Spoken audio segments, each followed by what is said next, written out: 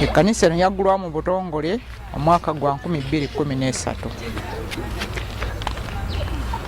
Nebaza Katonda kuba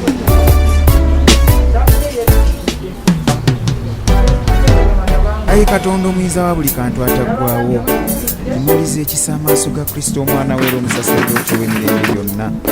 Olw'okwagala kw'omwagala mu Mukama, abasaserdoti b'ab'omulembe guno bakwatirwa ekisa. Oleeza mu bw'omuliro gw'okwagala kwo guwongujja awatali kusalako, era obakuumire ku lusegere lwo, omulaba abuleko w'abayita okubawangula n'okubatuusa butakyasaanira kuyitibwa kwabwe okw'ekitiibwa.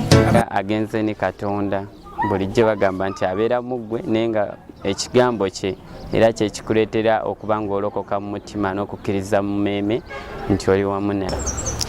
Ndabbabuulira ekigambo balokoke, mbayigirize osoma Bayibuli.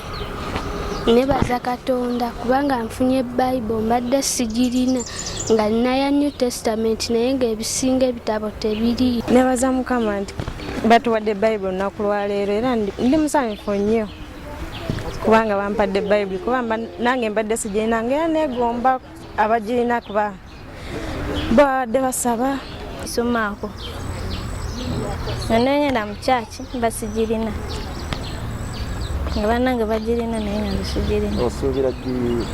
And over the course of COVID, we had 250 Bibles that were supposed to go to Gomba, but we couldn't go to Gomba because they shut down the churches. So what we did was we started with the 8 churches of this village and we have handed out Bibles. Katonda kye kiddukiro n'amaanyi gaffe, omubeezi ddala atabula mu kulaba ennaku, kye tunaavanga tulema okutya ensi n'ensozi ne bwe zinaasiguka.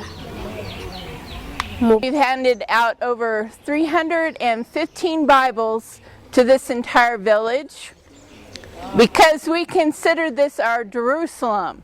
This is our home base. This is where we live.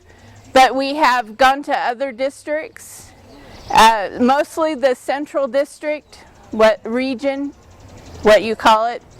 And there's only 13 districts that we have not been to. But our goal in 2021 is to work in the Lugazi area, handing out Bibles and also going to Jinja.